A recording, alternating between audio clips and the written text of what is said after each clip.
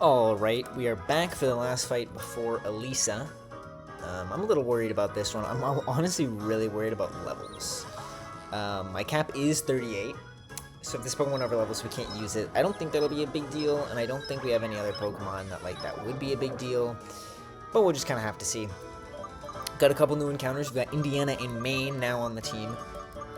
But it is pretty funny that a lot of these encounters we've gotten this split, right? Or half of them. No, more than half. Four of the 6 have been gotten since we fought Berg.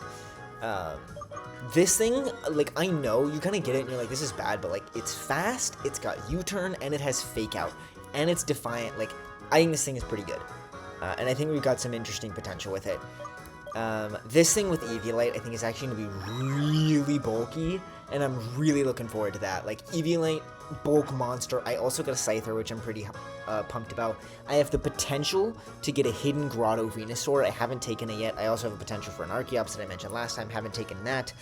And then the last Pokemon. No, those are all the Pokemon we've gotten. Scyther, Glameow, and Gothita. So, we've got the Subway Double Battle here. This is what our fight's looking like. We're going to need our partner here to...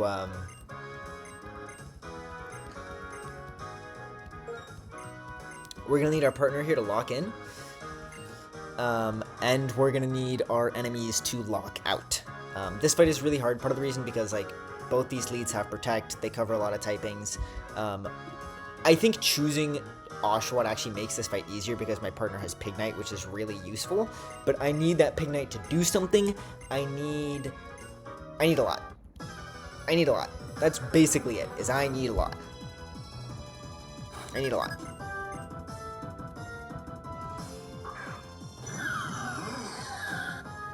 So,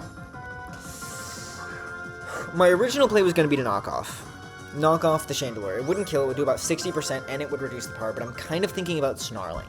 This way, if Chandelure protects and Electros doesn't, which is the worst case scenario, and then Electros targets me, at the bare minimum, it's doing less damage. Now, a double Snarl Miss would be devastating. But I think that's the play, because Snarl is 95% accurate. It would still do 30%, so if I Snarled, let's say no Protect, Pignite then kills Chandelure. I think we have to Snarl here. I think Snarl is the play. Okay. What we want to see, both these Pokemon can click Protect.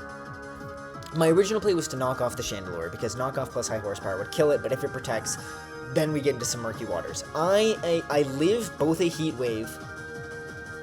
Well, I live a Heat Wave as long as I either knock off the Charcoal or Snarl, in addition to a Thunderbolt, right? So we have Thunderbolt and Heat Wave on the field. If I get hit with both, as long as I've debuffed Chandelure in some way, I live. Right?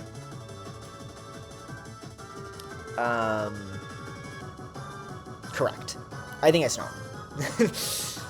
Because I need to debuff Chandelure in some way, but at the same time, I think we're both going to double target into Chandelure, and if Chandelure protects, and then Electros attacks me, and then I have to take 2 attacks the next turn, then I'm dead. So I think this is, kind of my only hope. I mean, I could knock off 2, and if Electros protects, optimally, Electros protects, I could knock off into Chandelure, Pignite could high horsepower, there's no concerns, there's no worries. But I don't think it's that simple. I think there's too many things that could happen. We see 0 protects. 0 protects on the field is good. We land both, we crit the Electros. Double special attack drop. Will-O-Wisp has to be into me. I have a Rossberry. Exactly for that. That's beautiful. That is optimal. We love to see that. Wow. That's crazy. Okay. That's insane, actually. What? Okay, you're dead. This is really good, because right now, Electros is sitting on the field at -1, and we're going to force an Espeon. One of the best possible leads to that fight. I didn't prep for very long for this, because I just felt like Skuntank was really good here, which I think is turning out to be true. Alright, Skuntank, max it can take, yeah, we live, right? If we get, double crit, we're dead. How much does Knockoff do? Knockoff does 100%. Straight up Knockoff does 100%. Psychic, that has to be into Pignite. I'm fine with that. Electros, high roll crit kills me. That's its only option. Ideally, Pignite... I don't even know what I want Pignite to do. Okay. High roll crit kills. No crit. Takedown Electros misses, but I land the knockoff. As long as I hit the roll on this, we don't. Okay.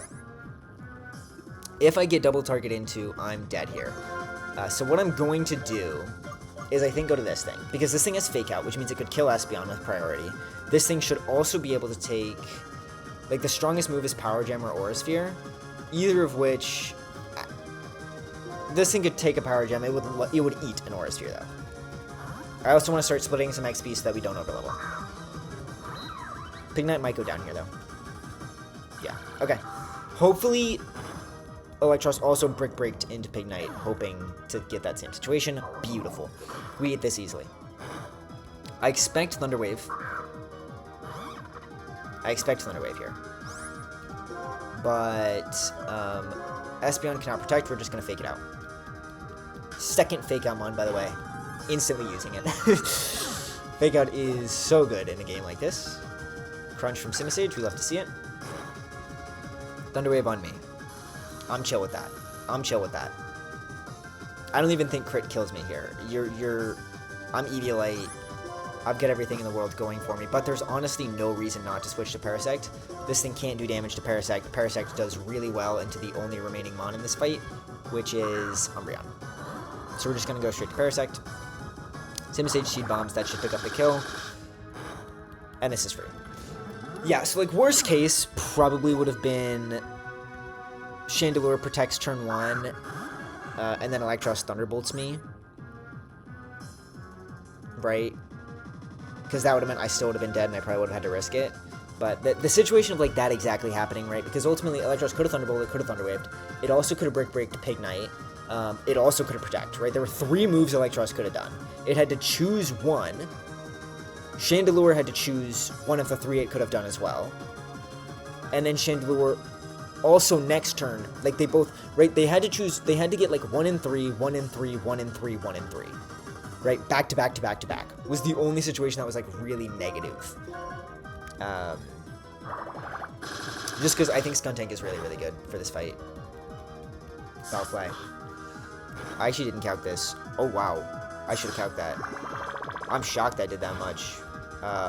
We were dead to crit there.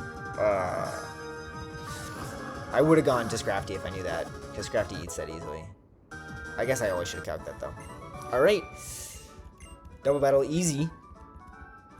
And that's our Swampert. We get a Swampert for that. I am very worried about Elesa. Our team is not looking good.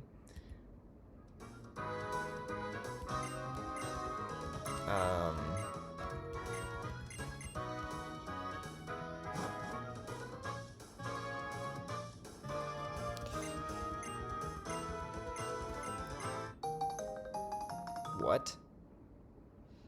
Oh, cool. But not too bad. Not too bad. We definitely got lucky. We definitely got pretty lucky. But still didn't have to risk much. I did have to risk that foul play at the end. But nothing else really. If we got full parried, I guess it would have been bad on the Espeon turn because we could have lost some momentum. But the thing is, like, with a lot of these double battles, because of, like, what I talked about, where it's, like, they had to hit a 1 in 3, a 1 in 3, a 1 in 3, a 1 in 3, right? Like, you just never know what's going to happen. And even one of those breaking off, right? One turn where Chandelure clicks Protect instead of, or Electros clicks Protect. Like, if Electros clicks Protect turn 1, that, the game is wildly different, right? And we might just steamroll.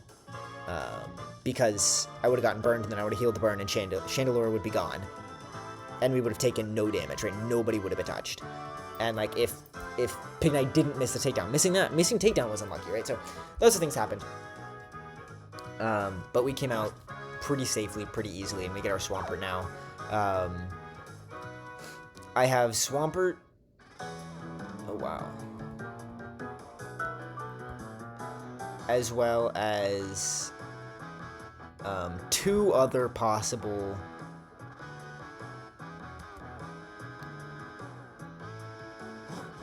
encounters before Elesa, which is the Relic Castle, which I'm thinking I'm not going to go Archeops. I kind of looked at Archeops and it just felt bad. Like, there was some situations where it could be good, but it's so frail and its moveset's really bad. You'd want it to be good for Clay because it's a flying type, and it's not. So I might grab Venusaur. I might also grab Stantler, because Stantler has roleplay, which means it can copy abilities, and every ability in Elisa's gym is an electric immunity, I think, or like most of them. So I can basically make my Stantler electric immunity, but I also don't think Stantler is very good outside of that. Venusaur at least has like some other decent stuff.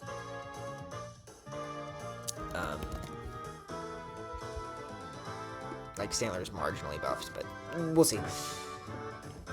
Good first performance by Gothita though, and Elisa's next. Elisa's next. We'll figure out what encounters we'll have, and it'll probably take me a while to prep Elesa, so don't expect that. I would say don't expect it soon, but I'm like when I'm recording this, I just uploaded the very first video of my first run, so like I'm super far ahead. You'll see it soon, but it'll take a while for me to do it. I'm gonna end this video here though, and wish me luck in prepping for Elesa. Hopefully we got it. But it's a hard fight. If you guys want to see it before I leave, this is not.